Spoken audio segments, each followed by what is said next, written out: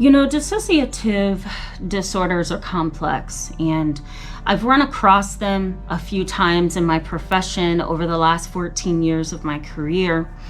And I find myself feeling very perplexed every time I come in contact with a dissociative disorder. It's very complicated, and it really takes a lot of clinical experience, consultation, and energy to actually figure out what is going on with a person who is struggling with dissociation.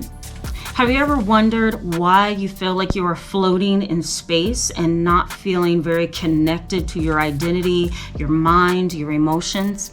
Have you ever questioned why you did A, B, and C that day, and yet you prefer C, D, and F, for example, right? Because there are some people who have really severe forms of dissociative identity disorder where they feel like the other personalities are doing other things. Have you ever felt like that?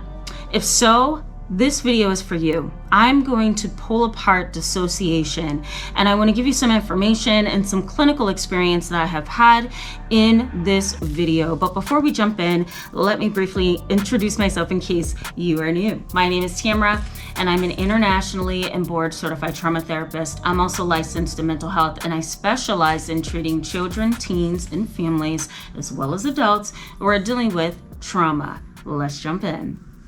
Anytime I have had to work with an individual who had dissociative symptoms, I need so much consultation and I need guidance, because it's one of the most, for me, in the world of trauma, clinical trauma, it is one of the most perplexing disorders that is present, at least for me. Other providers may feel like, oh, that's a breeze. I'm very perplexed by the way dissociation impacts each individual. And like I always say at the very beginning of my videos, I'm clinically trained, licensed, certified, board certified in treating children, teens, and families. And yet I find myself really stuck when it comes to children and adolescents who are struggling with dissociation. A lot of people who are experiencing trauma, or they have experienced a traumatic event, will often dissociate. And that is because they are trying to make sense out of the reality, or trying to cope, or trying to manage. And it causes almost like a splitting off of the personality, of the awareness of the emotions from reality for that person.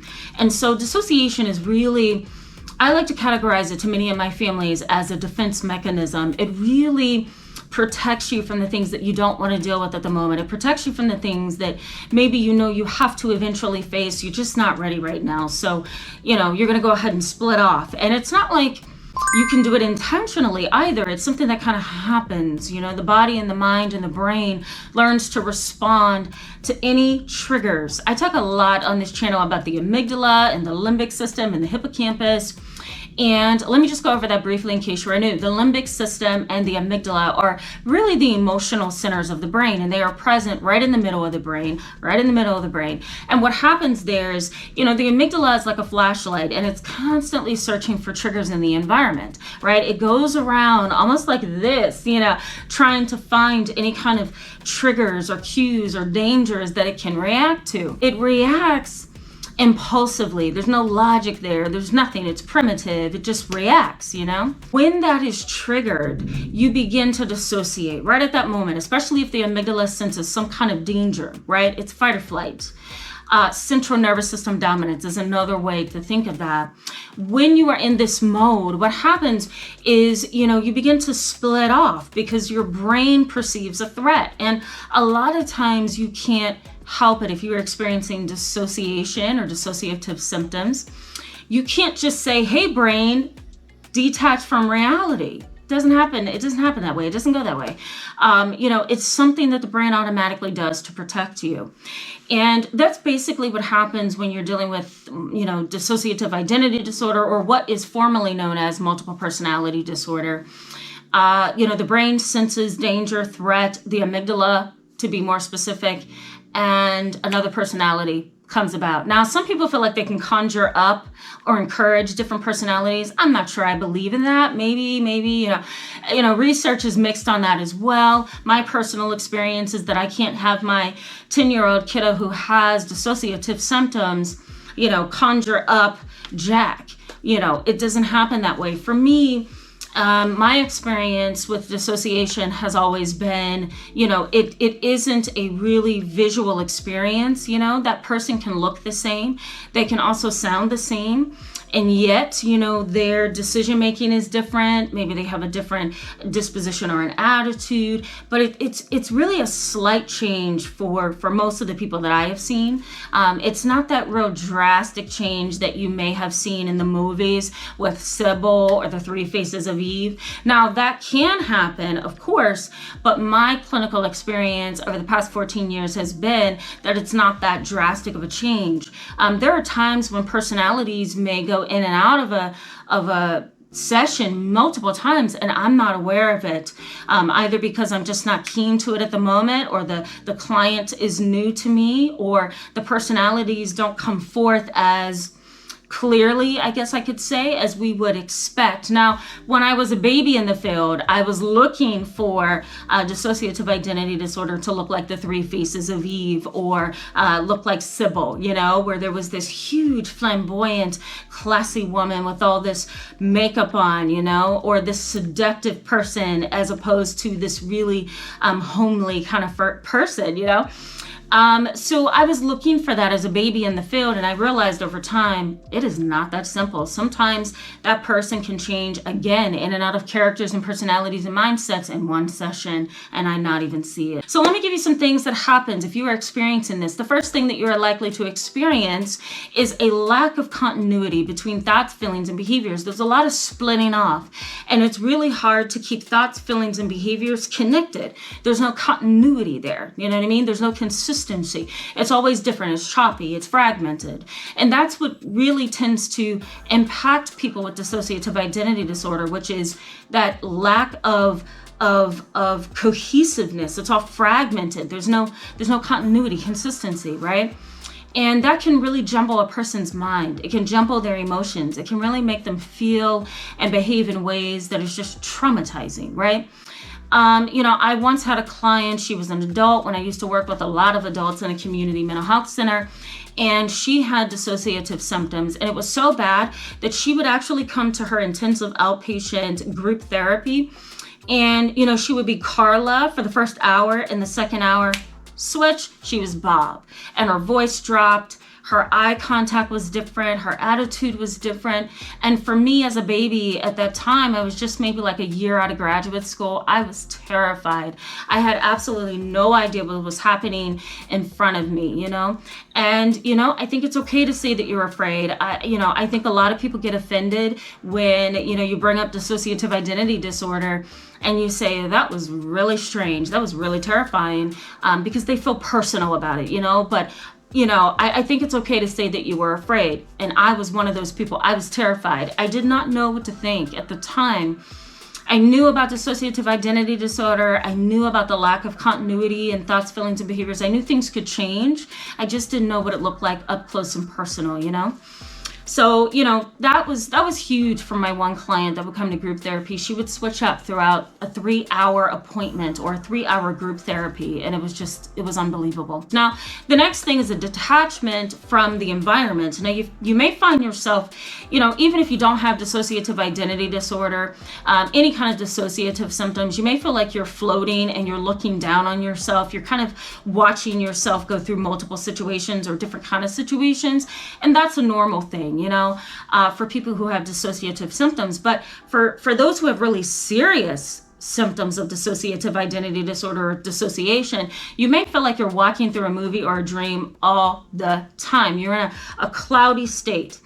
And that is not the cloudy state of depression. That is not the cloudy state of ADD. That is the cloudy state of having a trauma. And it's hard for you to click into where you are at that time, at that moment, That defense mechanism is really kicking in overdrive for you, okay? And I can explain a little bit more about this in the next couple of videos coming up, okay? Because I think we can get a lot deeper with this for sure. The next thing is you are likely to experience a stronger, more intense kind of daydreaming, okay? I'll put it that way. Daydreaming, or your eyes glazing over, or zoning out. It is nothing like that. It's way more intense than that. And you can't just say, hey, wake up, come on, let's get to it, you know? You can't do that, you know? It's a state of being, a state of mind that your body and your brain has learned to kind of trigger in order to protect you. Again, it's a defense mechanism. Impairment and poor functionality daily is likely to happen as well. You may feel yourself going in and out of reality multiple times during the day. You may also feel yourself going in and out of reality multiple times of the week, okay? So, you know, that can impair your functionality if you're working, if you're raising children, if you have a job that requires you to be on the dot, quick-minded, you know, it can really impair you, especially if you're going in and out of characters and mindsets multiple times throughout the week, throughout the day. I also think there's gaps in memory. And there's also a lack of consistency with memory as well when you have a dissociative disorder. It's really hard to hold on to childhood memories, to the memories of the time before the trauma, to the memories of last year's wonderful vacation, because you're going to have gaps. You're going to experience this fragmented reality, this again, lack of continuity in your life and in your existence. And so when that happens, it's really hard for you to hold on to those memories. It's like you lose them, you know, or maybe you have bits and pieces of those memories, which maybe somewhere you're hearing in an auditory way. Your memory is more auditory. I have some clients who are like that. They're like, I can hear myself skipping and laughing, but I just don't know where I was. I've also had people say I can visualize when I close my eyes where I was at that time. I just don't remember what age or what we were doing or who I was with, okay? So those gaps in memory are the result of the trauma and also a result of the dissociation. The other thing is a variable identity. So if you have a dissociative identity disorder, you're likely to have a variable identity. And even if you dissociate really badly or more intensely throughout the week, you're likely to not quite know who you are from one moment to the next. You may find yourself really struggling to hold on to your identity. I also think there's a separation between mind and body. So you may find it really difficult to understand what's happening inside of your heart, what's happening with your soul, where you are. You may have an inability to kind of feel planted and grounded in yourself as a person, right? That fragmented existence that you may be experiencing really doesn't allow you to feel grounded in yourself and in your identity. And lastly, you may have too many changes inside of your mind and inside of your heart. I'll give you an example of this. I have had I'm going to say an adolescent, and I want to be careful because I like confidentiality.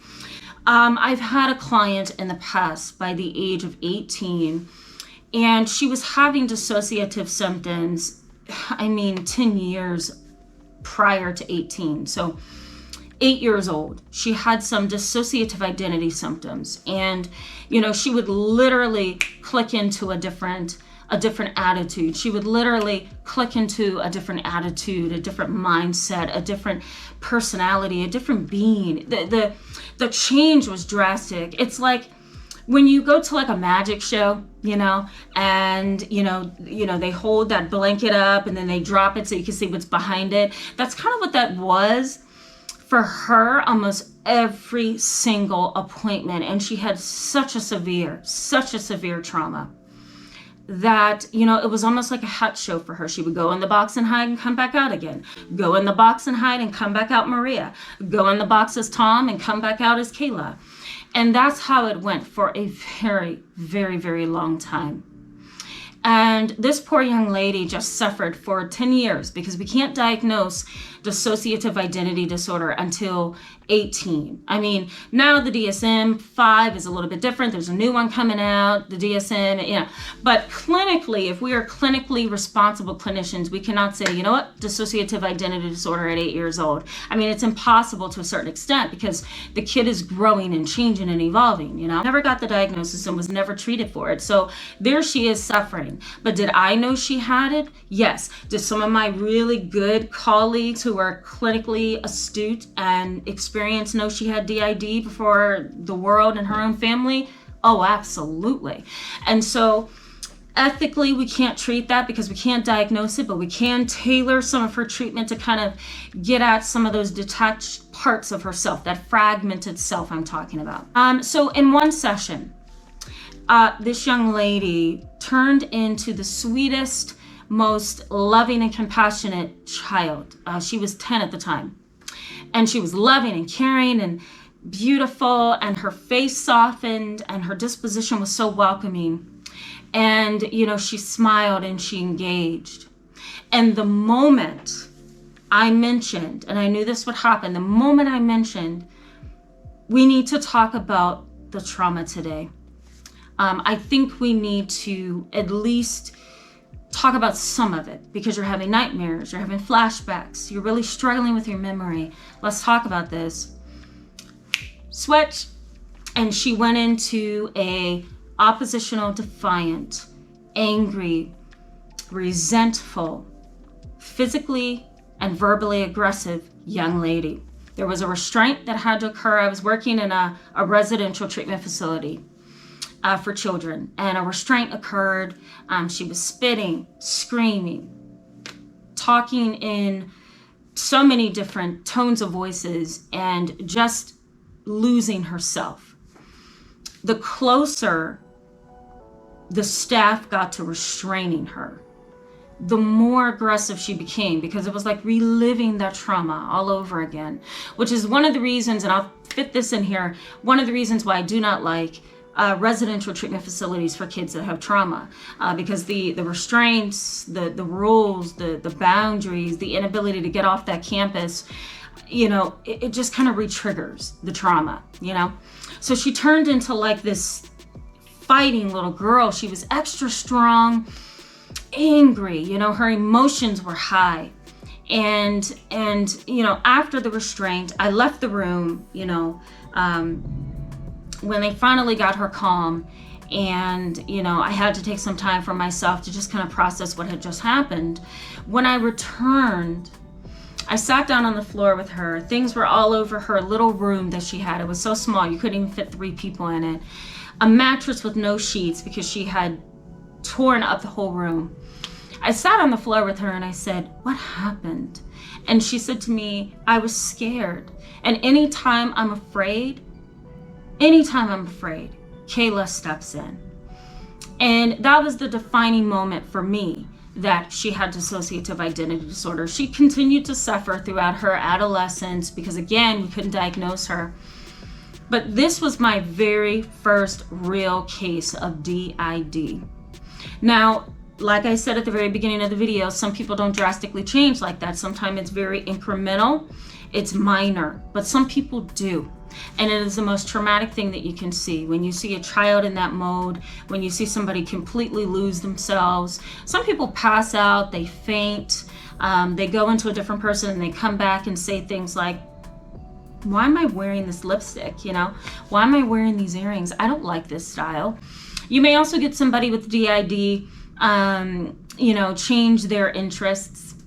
They may say something like, Bob over there likes Rubik's cubes and Melanie can't stand them. I've also had clients come in and say, "When did I tell you that?" I was like, "Last week." And they may come back at me and say, "I would never tell you that," right? That was a different personality at the time in that session. So this is dissociation, guys. It can get pretty deep. It can get frightening. It can get scary. It can get anxiety provoking. But this is what it is. And we're still trying to understand it. We need more research. We need more clinical experience with this. The bias of some of the movies that talks about DID, we need to get rid of because it doesn't really help. It gives you a great idea. It gives you a good idea. of what this could look like in some people. Some is the key word, guys. But I think we need more knowledge for sure. Thank you so much for being with me in this video today, guys. If this video was helpful or educational, let me know in the comment section below. Let me know what your experiences are. Go ahead and hit that subscribe button and bell button if you want to get more videos like this. I'll see you in the next video. Bye.